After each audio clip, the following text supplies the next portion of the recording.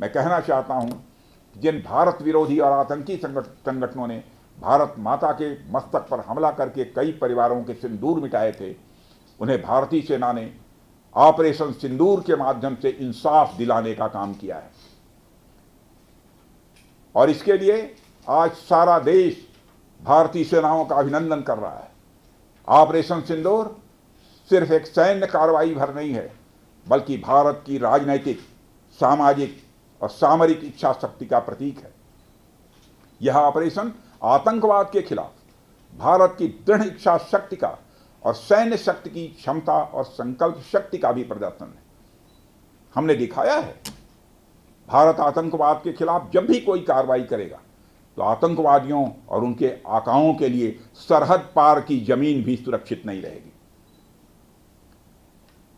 भारतीय सेनाओं ने ऑपरेशन सिंदूर को पाकिस्तान में मौजूद आतंकी ढांचा ढहाने के उद्देश्य से लॉन्च किया था। हमने उनके आम नागरिकों को कभी निशाना नहीं बनाया था, मगर पाकिस्तान ने न केवल भारत के नागरिक इलाकों को निशाना बनाया, बल्कि मंदिर, गुरुद्वारा, गिरजाघर पर भी हमले करने का प्रयास किया। भारतीय सेना ने शौर्य और पराक्रम के साथ साथ संयम का भी परिचय देते हुए पाकिस्तान के अन्य ठिकानों पर भी प्रहार करके करारा जवाब दिया है। हमने केवल सीमा से सटे सैन्य ठिकानों पर ही नहीं कार्रवाई की, बल्कि भारत की सेनाओं की धमक उस रावलपिंडी तक सुनी गई जहां पाकिस्तानी फौज का हेडक्वार्टर मौजूद है। मित्रों, भारत में आतंकवादी घटनाएं करने और कराने का क्या अंजाम होता है, यह पूरे विश्व ने उरी की घटना के बाद देखा, जब हमारी सेना ने पाकिस्तान में घुसकर सर्जिकल स्ट्राइक की।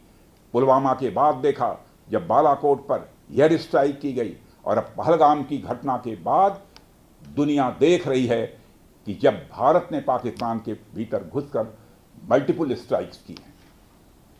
आतंकवाद के खिलाफ जीरो टॉलरेंस की नीति पर चलते हुए हमारे यशस्वी प्रधानमंत्री श्री नरेंद्र मोदी ने स्पष्ट कर दिया है कि यह नया भारत है जो आतंक के खिलाफ सरहद के इस पार और उस पार दोनों तरफ प्रभावी कार्रवाई करेगा। यह हमारे प्रधानमंत्री जी ने स्पष्ट रूप से यह संदेश दे दिया है।